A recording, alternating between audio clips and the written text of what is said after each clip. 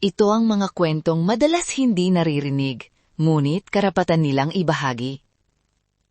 Magandang araw, ako si Rina, at welcome sa Stories of Hope and Warriors.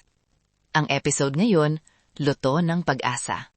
Real Stories, Real Warriors, Real Hope. Sa loob ng susunod na ilang minuto, pag-uusapan natin kung paano nagiging kasangkapan ang pagkain, hindi lang para magpakain, kundi para magbigay lakas at pag-asa, mula sa mga praktikal na lutuin hanggang sa pag-aalaga ng panlasa at budget-friendly na meal planning. Kasama natin ngayon si Maya, isang breast cancer survivor na magbabahagi ng kanyang kwento, at si Dr. Ana, isang oncology dietitian na magbibigay ng malinaw at madaling sunding payo. Kumusta kayo, Maya at Dr. Ana? Magandang araw, Rina. Salamat sa pag-imbita. Masaya akong nandito at handang magbahagi, hindi lang ng sakit at hirap, kundi pati ng mga simpleng paraan na tumulong sa akin na muling lumaban at muling magluto para sa sarili ko at sa pamilya ko. Magandang araw din sa inyo. Ako si Dr. Ana, oncology dietitian, at excited akong magbigay ng practical na payo na madaling magamit sa bahay, lalo na ng may limitadong budget at pagbabago sa panlasa. Section 1. Kwento ng survivor. Maya, pwede mo bang ikwento ng konti ang unang araw ng diagnosis at paano nag-iba ang relasyon mo sa pagkain pagkatapos nito? Siyempre, naalala ko pa ang araw na sumakit ang dibdib ko at pumunta ako sa doktor. Mabilis na umikot ang mundo ko. Nung nagsimula na ang chemo, ang pagkain ay naging parang isang komplikadong puzzle.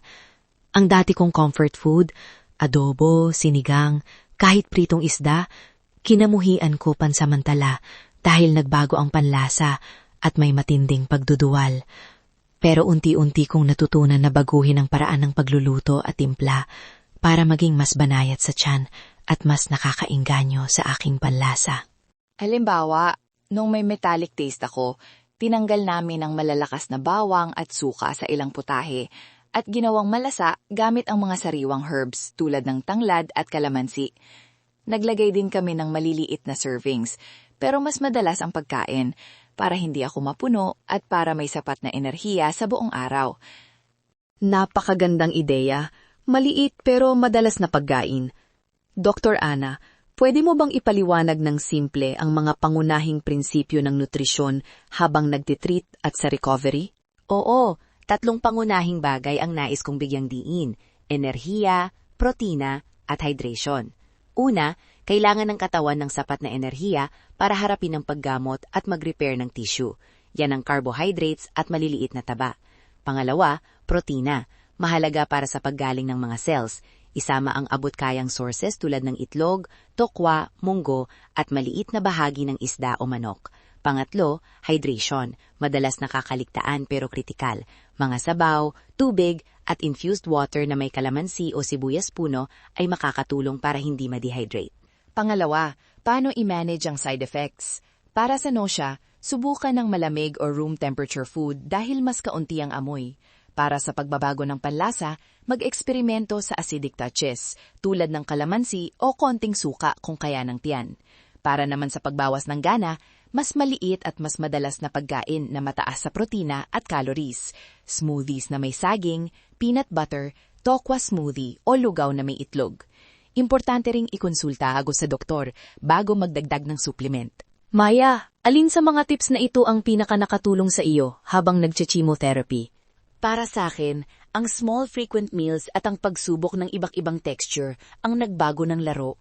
Minsan, creamier na pagkain tulad ng lugaw o ginisang gulay na pinakuluan ng mahaba ang kayang lunukin kahit kapag mahina ang gana. Nagustuhan ko rin ang miso-like na sabaw na may maliliit na piraso ng tokwa at gulay, komportable sa tiyan at puno ng lasa. Section 2, praktikal na lutuin. Dr. Ana, pwede mo bang ibahagi ang ilang konkreto at madaling i-adapt na recipe o swaps para sa paboritong lutuing Pilipino? Ilang halimbawa. 1. Adobo swap. Bawasan ng mantika at bawang, dagdagan ng sabaw at lutuin ng mas matagal para lumambot ang karne. O alternatibong tokwa para sa mas madaling chewing. 2. Sinigang. Gawing mas mild ang asim gamit ang koonting tamarin o kamiyas at magdagdag ng malalambot na gulay tulad ng talbos ng kamote o labanos. 3. Pansit. Haluan ng tokwa, itlog at maraming gulay. Gamitin ang mas mababang asin at dagdagan ng kalamansi para sa panlasa. Para sa protein boost, ilagay ang itlog na nilaga o piraso ng canned sardinas na madaling makuha at abot kaya. Para sa mga may metallic taste, subukan ang ceramic o wooden utensils kapag kumakain at iwasan ang metal spoons kung saan nararamdaman ang amoy o lasa. Para sa texture issues, palitan ng pureed o minced na version ng ulam. Huwag pilitin ang isang uri ng pagkain. At laging tandaan, local at seasonal ang mas mura at mas sariwa. Talagang nakakatulong sa budget at lasa. Section 3. Budget-friendly meal planning at papel ng caregiver. Maya, paano nagawa ng pamilya mo na suportahan ka sa pagkain at sa emosyonal mong paglalakbay? Mahalaga ang maliit na ritual. Tuwing umaga, may simpleng sabaw na inihahanda ang asawa ko. Hindi magarbo, pero ipinapakita nito na kasama ako sa araw-araw. Nagtakda kami ng cooking day kung saan nagbabatch kami ng lugaw at stew at ini-freeze sa maliit na portion. Nakakatulong rin ang pag-uusap ng mahinahon. Ano ba ang kaya mong kainin ngayon? Imbes na, kain ka na. Ang pag-unawa at pasensya ang pinakamalaki kong natanggap. Para sa caregivers, magplano ng simpleng listahan ng paboritong pagkain ng pasyente na compatible sa treatment. Ito ang magiging reference sa pamimili. Tips sa pamimili. Bumili ng mga legume, itlog, canned fish, seasonal gulay at bigas in bulk. Para sa pag-iimbak, gumamit ng airtight containers, label ng date at mag-portion ng pagkain para mabilis initin. Batch cooking kapag mas malakas ang pasyente ay malaking tulong. Bago tayo mag-recap, may mga praktikal na mabilis na pointers pa ba kayong may bibigay? Isang reminder o tip na madaling tandaan. Tandaan, 1. Small but frequent meals. 2. Prioritize protein. 3. Hydrate ng regular. Kahit maliit na sips lang, basta madalas. At laging i-check sa medical team bago magdagdag ng supplements. At para sa mga nag-aalaga, huwag kalimutang alagaan din ang sarili. Kapag pagod ka na, humingi ng tulong. Maliit na acts of service, tulad ng paghahanda ng isang mainit na sabaw, maraming ibig sabihin. Ay, nakakatulong talaga iyon sa puso. TTA natin ngayon. Una, pagkain ay gamot din sa paraan nito. Piliin ang enerhiya at protina. Pangalawa, i-adapt ang texture at lasa ayon sa pagbabago ng panlasa. Maliit na servings, madalas.